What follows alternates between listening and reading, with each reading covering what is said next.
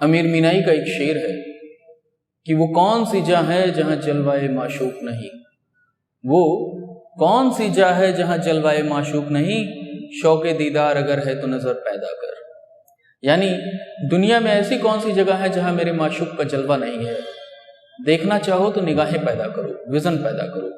और ये vision important है, इसलिए इंपॉर्टेंट है क्योंकि ये दुनिया 10 रंग में रंगी हुई है, सैकड़ों रंग में रंगी हुई है, हजारों रंग में रंगी हुई है, लेकिन तुम्हें उसी रंग में रंगी हुई दिखेगी जिस रंग का तुमने चश्मा पहन रखा है, जिस विजन से तुम दुनिया को देख रहे हो। तुमने फिजिक्स का चश्मा पहनकर अगर दुनिया को देखना शुरू किया तो पूरी दुनिया तुमको सिर्फ 3 चीजों में बटी हुई नजर आएगी, सॉलिड, लिक्विड एंड गैस। अगर तुमने बायोलॉजी का चश्मा पहनकर दुनिया को देखना शुरू किया तो दुनिया तुम्हें सिर्फ 2 चीजों में बटी हुई नजर आएगी, living organism and non living organism. और अगर तुमने केमिस्ट्री का चश्मा पहनकर दुनिया को देखना शुरू किया तो दुनिया तुम्हें फिर से 3 चीजों में बटी हुई नजर आएगी, एसिड, बेस एंड सॉल्ट।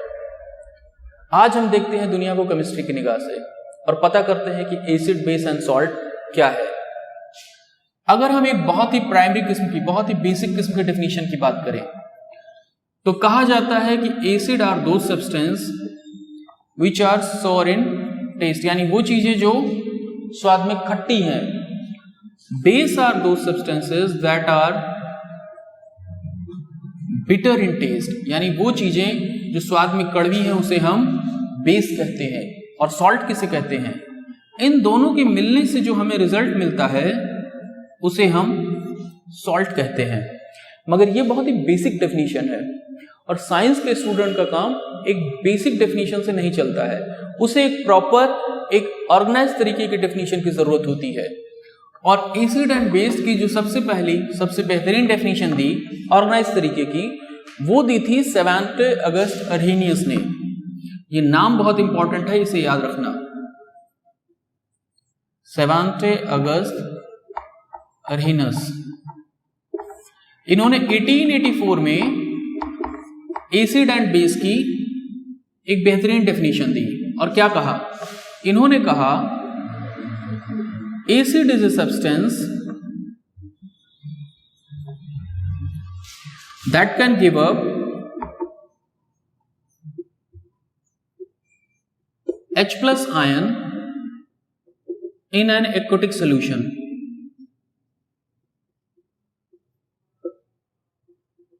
यानी कोई भी ऐसी चीज जो एक्वेटिक सोल्यूशन में पानी के साथ ट्रीट करने पर H+ आयन देती है उसे हम एसिड कहते हैं। और कोई भी ऐसी चीज, base is a substance that can give up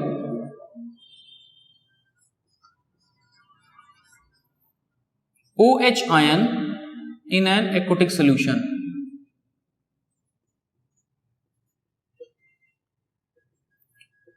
यानी कोई भी ऐसी चीज अगर एक्वेटिक सॉल्यूशन में डाली जाएगी और OH आयन दे रही है तो इसका मतलब वो बेस है। जैसे अगर HCl को, हाइड्रोक्लोरिक एसिड को वाटर से ट्रीट करो तो आपको मिलेगा H+ आयन प्लस Cl। और अगर आप NaOH को, जो कि एक बेस है, वाटर से ट्रीट करोगे तो आपको मिलेगा Na प्लस OH आयन। यहां पर OH आयन आपको मिल रहा है, इसका मतलब ये बेस है, और यहां पर आपको एक हाइड्रोजन आयन मिल रहा है, इसका मतलब है ये एसिड है। ये इतनी इंपॉर्टेंट थियरी थी, इतना इंपॉर्टेंट माइलस्टोन था ये वर्क केमिस्ट्री में, कि इसके लिए अर्हेनियस को 1903 में केमिस्ट्री का नोबेल प्राइज मिला है।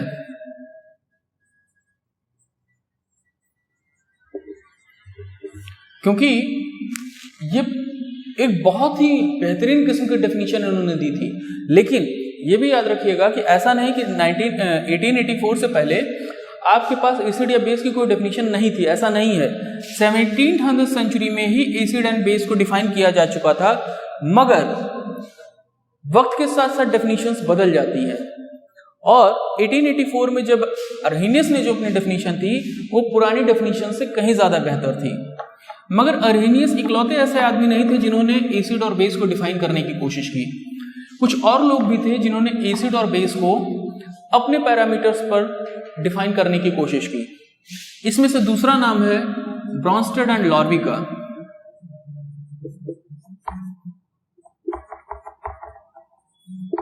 ब्रॉन्स्टेड एंड लॉर्वी ने 1923 में कहा कि acid acts as a proton donor.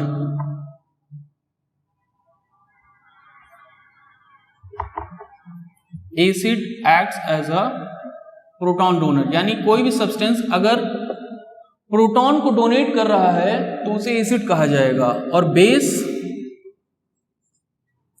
Acts as a proton receiver.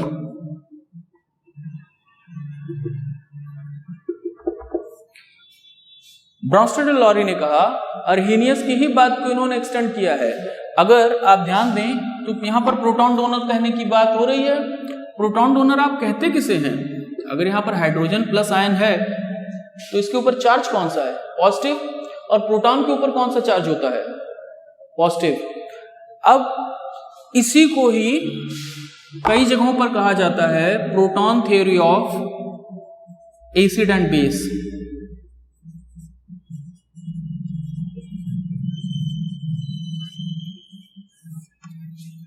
कई जगहों पर इसे ब्रॉन्स्टेड लॉरी थ्योरी कह दिया जाता है, कई जगहों पर इसे proton theory of acid and base कहा जाता है। अब इनके बाद एक साहब और आए और इन्होंने कहा कि मैं अपनी तरह से एसिड एंड बेस को डिफाइन करूंगा। इनका नाम था लेइस, और इन्होंने कहा एसिड इज अ सब्सटेंस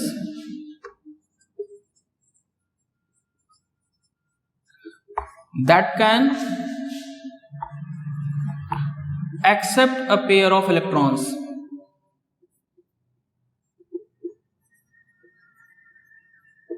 और पेयर ऑफ इलेक्ट्रॉन को कौन एक्सेप्ट कर सकता है? वही एक्सेप्ट कर सकता है जिसके एटॉमिक स्ट्रक्चर में आउटर शेल में इलेक्ट्रॉन की जगह खाली हो। And base is a substance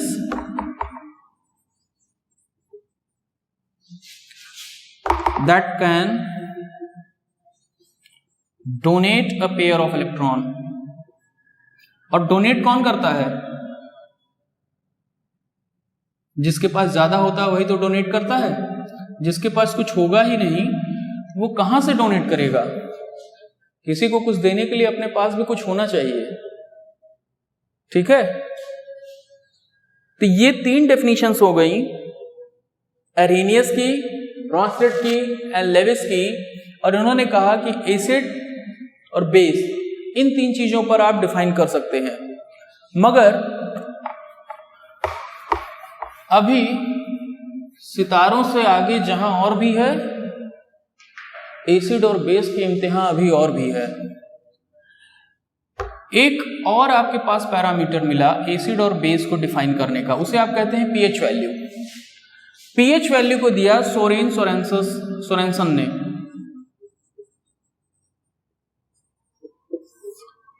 Sorensen ने कहा कि जो पीएच वैल्यू होता है किसी सब्सटेंस का, उससे भी हम डिसाइड कर सकते हैं कि एसिड है या बेस है। तो सबसे पहले तो ये समझ लो कि पीएच वैल्यू होती क्या है। पीएच वैल्यू का मतलब ये होता है पोटेंसी ऑफ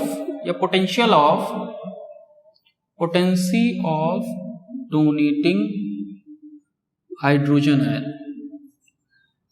कौन सी चीज कितना ज्यादा हाइड्रोजन आयन को दे रही है, ये बात डिसाइड करती है कि वो एसिड के फॉर्म में रखा जाएगा या बेस के फॉर्म में रखा जाएगा। इन्होंने क्या किया? इन्होंने एक स्केल बनाई और 1 से 14 तक पैरामीटर सेट कर दिए।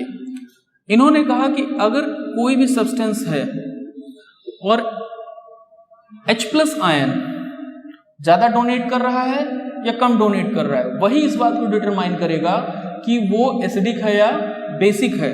तो अगर किसी की पीएच वैल्यू 1 to 7 के बीच में आ रही है तो वो एसिडिक हो जाएगा, और अगर किसी की वैल्यू 7 to 14 के बीच में आ रही है तो उसे बेसिक कहा जाएगा या बेस कहा जाएगा, और अगर 7 आ रहा है तो उसे न्यूट्रल कहा जाएगा। यहां एक बड़ी मजेदार बात है, यहां पर ये जो पीएच आप लिखते हैं ना, स्मॉल लेटर्स में पी एंड कैप्स में एच, ये शुरू में capital P and small h था जब सोरेनसेंसिस ने इसको खोजा था, और इसको इन्होंने खोजा था कार्लसबर्ग लैब में, लेकिन बाद में इसको चेंज करके ये कर दिया गया। और लोगों के बीच इस बात को लेकर बहुत झगड़ा है कि यहां पर इन्होंने P लिखा तो क्यों लिखा।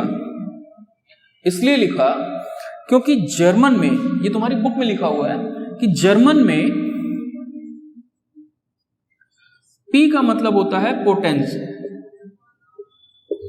और इसका मतलब होता है पोटेंसी। बात बिल्कुल सही है, लेकिन ये आधा सही है। अभी कहानी इसके आगे की भी है। एक्चुअली फ्रेंच में भी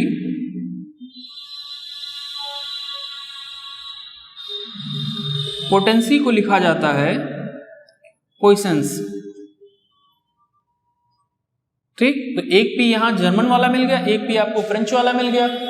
और डेनिश में, क्योंकि जो सोरेनसेंसिस थे वो कौन थे?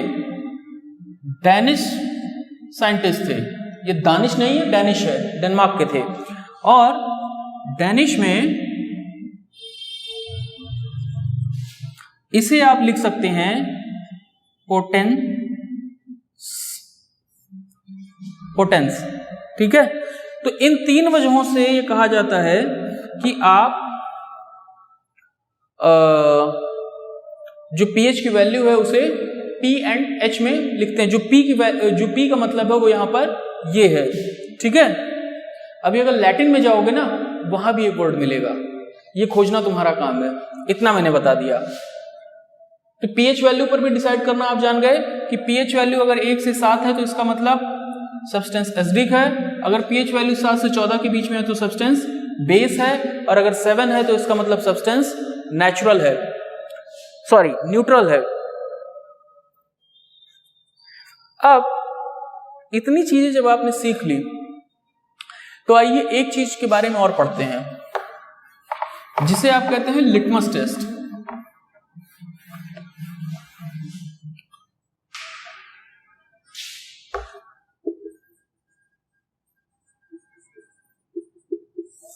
ठीक है, लिटमस टेस्ट दिया था अर्नाल्डस डी विलानोवा ने। ठीक है, और इन्होंने क्या कहा? इन्होंने कहा कि देखो ये जो लाइकेन्स होती हैं, ये लाइकेन्स हैं, लाइचेन नहीं है। बहुत लोग इसे लाइचेन पढ़ देते हैं, जो कि गलत है। अगर इनके हिसाब से चलोगे तो केमिस्ट्री हो जाएगी। ठीक है, लाइकेन्स जो होते हैं, जो कि थैलोफाइटा ग्रुप का पौधा है, वो अगर किसी भी एसिड या बेस के साथ रिएक्ट करता है तो कलर चेंज करता है। ठीक, और उसी से आपको मिलता है litmus paper test. Litmus paper test ये डिसाइड करने में बहुत मददगार होता है कि कोई सॉल्यूशन या कोई सब्सटेंस एसिडिक है या बेसिक है। कैसे? लिटमस पेपर अगर नेचुरल स्टेट में है, न्यूट्रल स्टेट में है, तो ये पर्पल कलर का होता है। लेकिन अगर एसिड में आप डाला जाए, अगर एसिड में लिटमस पेपर को डाला जाए तो ये ब्लू लिटमस पेपर को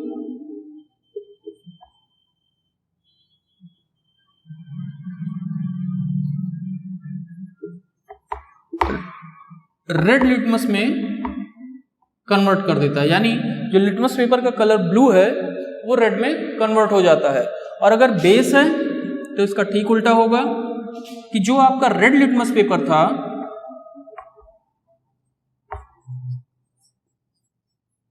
वो ब्लू में कन्वर्ट हो जाएगा। यानी अगर आप लिटमस टेस्ट करना चाहते हैं और ये जानना चाहते हैं कि कोई सब्सटेंस एसिड है, बेस है, तो सिर्फ उसका सोल्यूशन बनाइए। बहुत आसान है, सिर्फ उसका सोल्यूशन बनाइए, उसमें लिटमस पेपर को डालिए। अगर ब्लू लिटमस पेपर आपने डाला है और वो रेड हो जा रहा है, इसका मतलब एसिड है। और अगर रेड लिटमस पेपर डाला है और वो ब्लू हो जा रहा है, तो इसका मतलब वो बेस है। ठीक है, मगर क्या नेचर में इसके अलावा भी कुछ चीजें हैं जो इस तरह से नेचुरल इंडिकेटर का काम करती हो? हाँ हैं, जैसे टर्मरिक, हल्दी। एक बहुत ही अच्छा नेचुरल इंडिकेटर है ये बताने के लिए कि सब्सटेंस एसिड है या बेस है। एक एक्सपेरिमेंट बता रहा हूं, अपने घर में करना, अपने रिस्क पर करना। किसी भी सफेद शर्ट पर या सफेद कपड़े पर हल्दी का दाग लगा दो और उस हल्दी के दाग को किसी भी कपड़े धोने वाले साबुन से साफ करने की कोशिश करो, देखो क्या होता है। उस दाग का कलर चेंज हो जाएगा। और ये काम अपने रिस्क पर करना, मेरा नाम मत लगाना, ठीक है, क्योंकि वो दाग बड़ी मुश्किल से जाएगा। फिर टर्मरिक के अलावा जो रेड कैबेज लीव है वो भी नेचुरल इंडिकेटर का काम करती हैं। पिट्यूनिया और जर्मेनियम के जो प्लांट्स हैं वो भी नेचुरल इंडिकेटर्स का काम करते हैं ये बताने के लिए कि एसिड और बेस कौन से हैं, ठीक है। अब बहुत सारे टेस्ट हो गए, बहुत सारे तरीके हो गए जिससे आप एसिड और बेस को पहचान सकते हैं। एग्जाम में आपसे कई बार सवाल पूछता है कि आप ऑथर का नाम या साइंटिस्ट का नाम लीजिए और उसकी दी हुई डेफिनेशंस को बताइए, या फिर आपसे पूछ लेगा कि एसिड और बेस में क्या डिफरेंस है। तो एसिड और बेस के लिए आप यहां पर एक कॉलम बना लेंगे और एक बार रिवाइज कर दे रहा हूं फिर से, ये सॉर इन टेस्ट होगा, ये बिटर इन टेस्ट होगा, ये H+ आयन देगा, ये OH आयन देगा, ये प्रोटॉन डोनर की तरह काम करेगा, ये प्रोटॉन रिसीवर की तरह काम करेगा, ये एक्सेप्ट करेगा पेयर ऑफ इलेक्ट्रॉन को,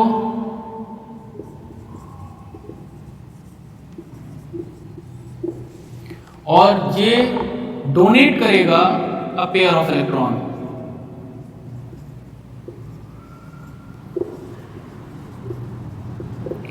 यहां पर जो pH वैल्यू होगी किसी भी एसिड की वो क्या होगी, 7 से कम होगी। यहां पर pH वैल्यू किसी भी बेस की क्या होगी, 7 से ज्यादा होगी, ठीक है।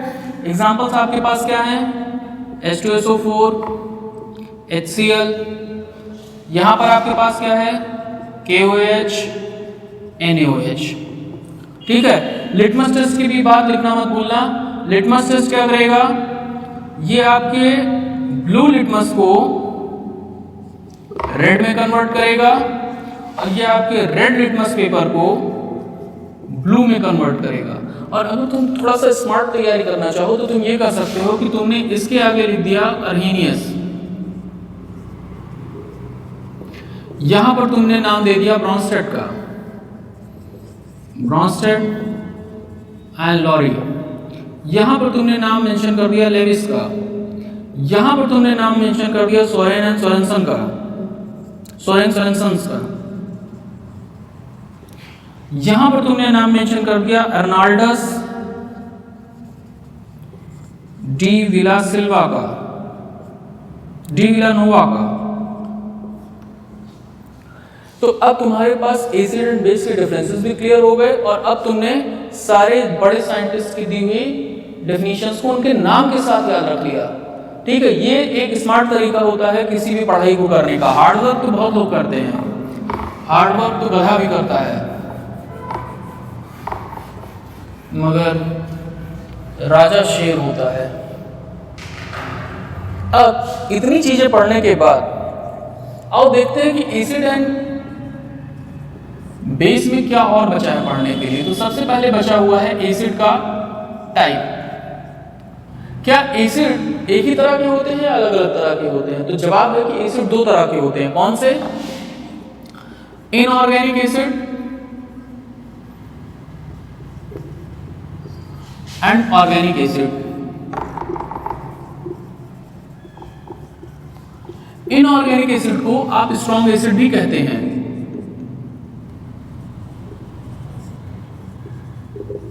और ऑर्गेनिक एसिड को आप वीक एसिड कहते हैं। क्यों? क्योंकि लैब में जब आप कोई चीज बनाते हैं तो उसकी कितनी पावर रखनी है ये आप डिसाइड कर सकते हो, मगर नेचर में आपको हमेशा वीक एसिड ही मिलता है। उसका रीजन क्या है? क्योंकि नेचर में जो आपको मिलता है वो आपको मिलता है प्लांट एंड एनिमल टिश्यूज में। तो अगर एसिड प्लांट या एनिमल टिश्यूज के बीच में मिल रहा है तो उसका काम यह है कि वो डाइजेशन को या और अदर मेटाबॉलिक एक्टिविटीज को हेल्प करे, ना कि आपको नुकसान करे। और बहुत ही स्ट्रॉन्ग एसिड रहेगा तो आपको पता है लिविंग सेल्स को नुकसान पहुंचाएगा। इनऑर्गेनिक एसिड जो होता है वो आपका होता है तैयार सल्फ्यूरिक से, यहाँ पर सल्फ्यूरिक कंटेंट होगा, फॉस्फोरिक कंटेंट होगा या नाइट्रिक कंटेंट होगा। ठीक है, इसीलिए इसकी जब आप एग्जांपल पढ़ते हैं तो आपको HCl मिलेगा, H2SO4 मिलेगा, HNO3 मिलेगा। लेकिन जब आप ऑर्गेनिक एसिड की तरफ आएंगे तो ऑर्गेनिक एसिड में जो आपको कंटेंट तैयार होता है वो तैयार होता है ऑक्सीजन से, हाइड्रोजन से या कार्बन से। ठीक है, और बिना ऑर्गेनिक एसिड के इस दुनिया में लिविंग ऑर्गेनिज्म का सर्वाइव करना बहुत मुश्किल है, असंभव है। देख लो क्यों। इसलिए क्योंकि भर भर कर नेचर ने आपके अंदर ऑर्गेनिक एसिड को भर रखा है, प्लांट्स में भी भर रखा है। जैसे आपने ऑक्जेलिक एसिड खाया हुआ है, क्या होता है? टोमेटो में मिलता है, टमाटर में। ठीक, टार्टरिक एसिड है, टैरामिड में मिलेगा। लैक्टिक एसिड है, ये आपको कर्ड में मिलेगा, वैसे ह्यूमन बॉडी में भी मिलता है। ठीक है, यहां आपको मिल रहा है मैलिक एसिड, और इसको खोजने के लिए आपको एप्पल के पास जाना पड़ेगा। अभी इतने पर लिस्ट खत्म नहीं हो रही है, लिस्ट बहुत लंबी है। यूरिक एसिड है, बहुत लंबी लिस्ट है। फॉर्मिक एसिड है, फॉर्मिक एसिड कहाँ मिलेगा? फॉर्मिक एसिड ये जो छोटे छोटे आपको चींटियां होती हैं, टिड्डा होता है, मधुमक्खी होती है, ये जितने डंक मारने वाले होते हैं ना इंसेक्ट्स, उनके अंदर फॉर्मिक एसिड मिलता है, जो आपके अंदर जाता है तो फिर जलन पैदा करता है। तो अब तक हमने क्या क्या पढ़ लिया? अब तक हमने पढ़ लिया है कि एसिड और बेस की प्रॉपर डेफिनेशंस क्या होती हैं, एसिड और बेस की प्रॉपर डेफिनेशंस किसने दी थी, क्यों दी थी, कैसे दी थी, ये पढ़ लिया। और एसिड कितने टाइप के होते हैं, इनऑर्गेनिक और ऑर्गेनिक टाइप के होते हैं। इनऑर्गेनिक आपका लैब मेड होता है और ऑर्गेनिक आपका नेचर मेड होता है। इसे आप स्ट्रॉन्ग एसिड कहते हैं, ऑर्गेनिक को आप वीक एसिड कहते हैं। इसके जो एग्जांपल्स हैं आपके पास HCl, H2SO4, HNO3 हैं। और इसमें आपके पास इसमें एक एग्जांपल और आप लिख सकते हो एसिटिक एसिड का। एसिटिक एसिड क्या होता है? एसिटिक एसिड वो है जो सिरका आप समझते हैं, विनेगर, उसे आप एसिटिक एसिड कहते हैं। ठीक है, और ऑर्गेनिक एसिड में ऑक्सीजन, हाइड्रोजन और कार्बन से कंपाउंड से मिलकर ये तैयार होता है। नेचर में प्लांट्स और एनिमल टिश्यूज के बीच में मिलता है। और इतने सारे एग्जाम्पल जो मैंने आपको लिखा है ये आपको याद करने जरूरी है, क्योंकि कई बार MCQ में इनको पूछा जाता है। I hope this was an informative session for you. इसके आगे की जानकारी कि characteristics of acid and base क्या होते हैं, किस चीज से रिएक्ट करके वो क्या रिप्रोड्यूस करते हैं, इसकी जानकारी मैं आपको आगे वाले वीडियो में दूंगा, जो कि आई बटन पर क्लिक करके आप देख सकते हैं।